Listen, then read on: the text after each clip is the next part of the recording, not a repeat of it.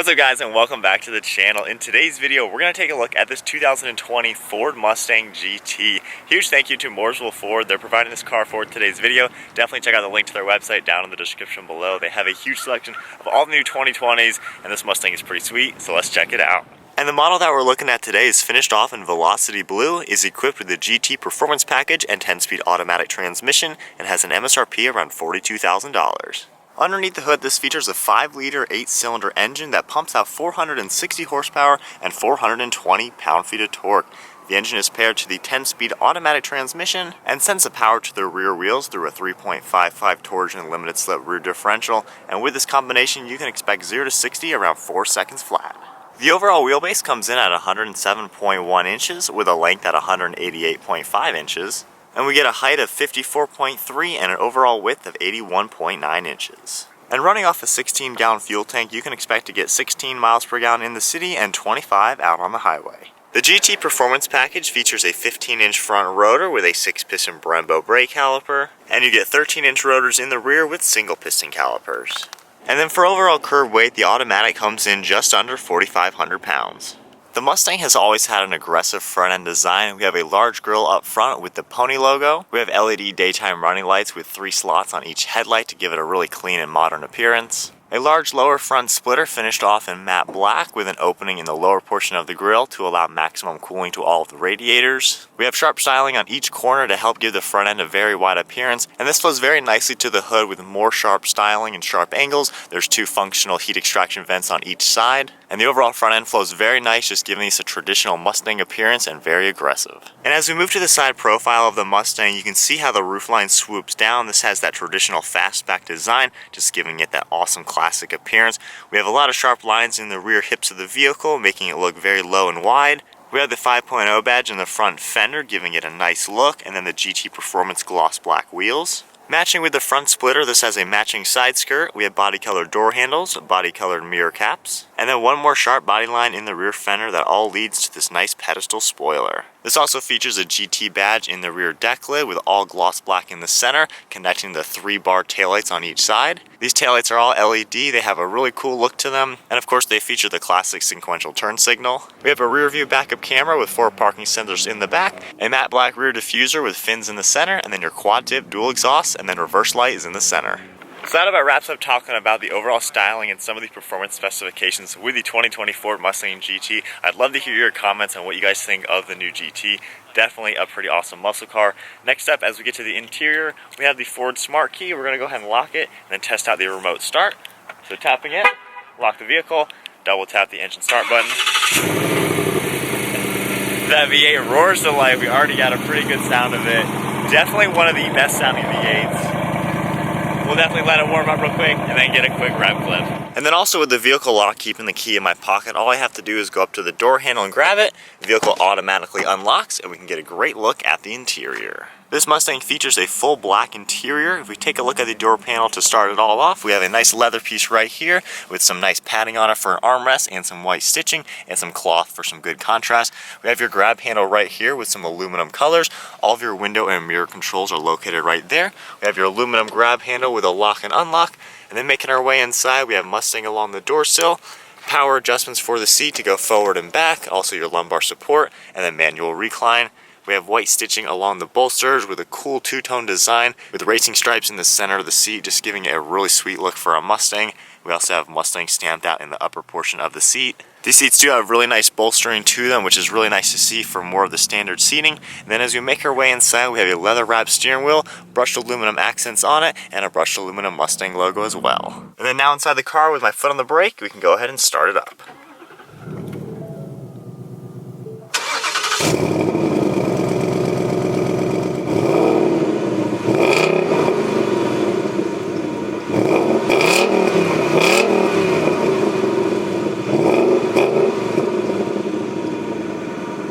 And then taking a look at the steering wheel now, we have all the audio controls over on the left side with cruise control settings below that. Over on the right side, we have all the Bluetooth controls, and then these arrows will actually control the center screen. Going under gauge mode, I can see the tire pressure, then I can scroll down and go into all the different temperatures.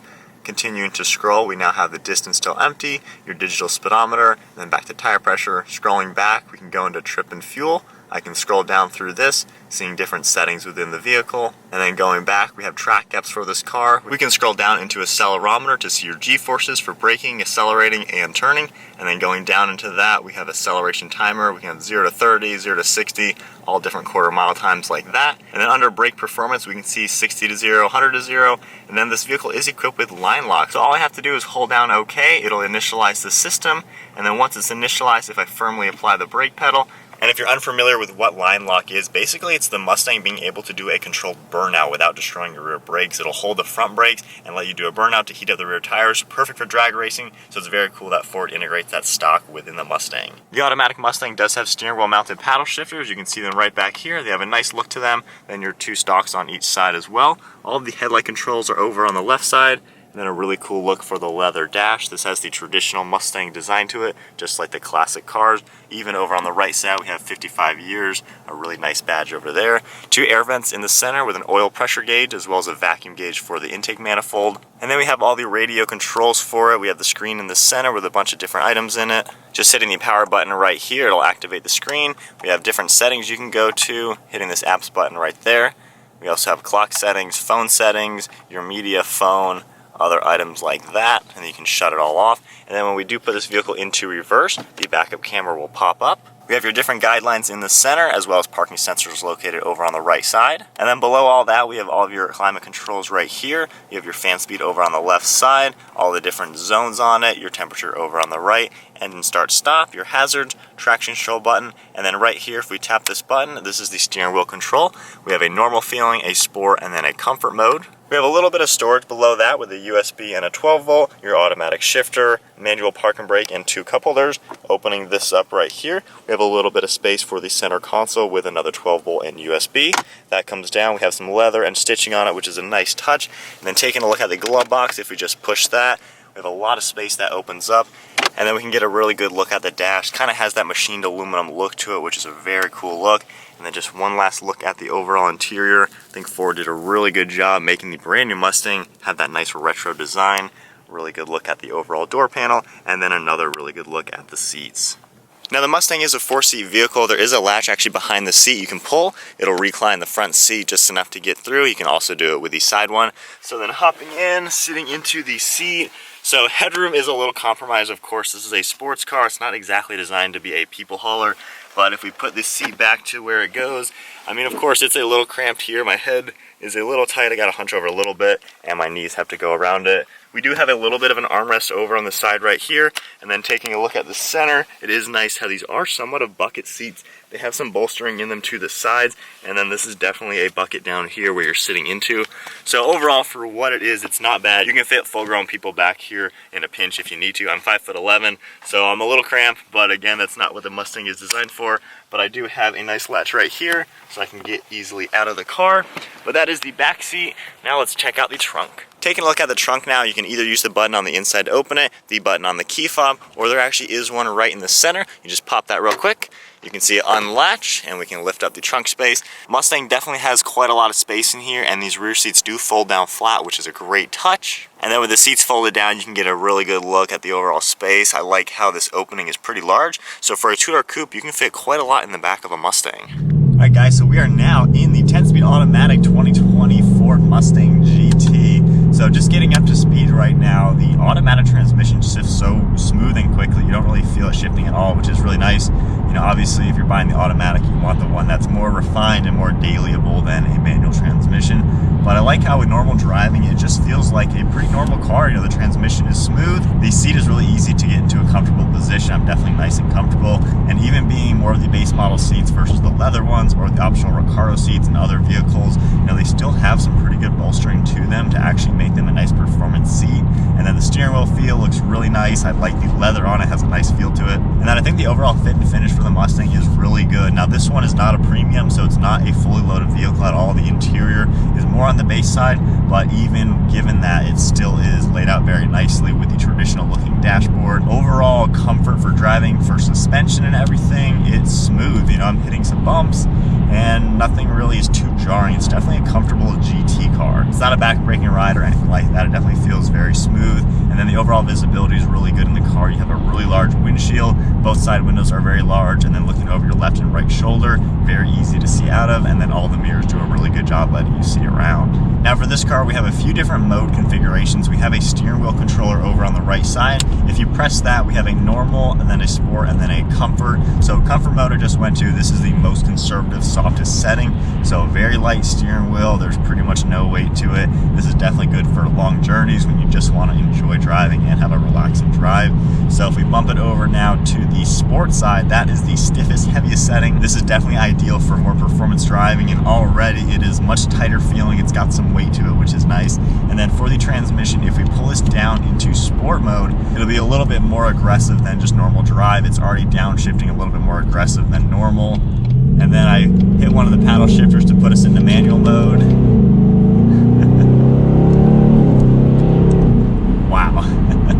Alright, so that was like quarter throttle. Already that V8 definitely packs a nice punch. And now using the paddle shifters, the transmission is pretty responsive. This is the setting you're going to want to be in for the performance. I'm in sport mode on the shifter, sport mode for the steering, and then manual for the shifting. That V8 sounds amazing. Wow. I gotta say, the Coyote V8 is probably the best sounding stock V8 out of the factory. Definitely an amazing sound for the Mustang. Just has that throaty American muscle sound to it.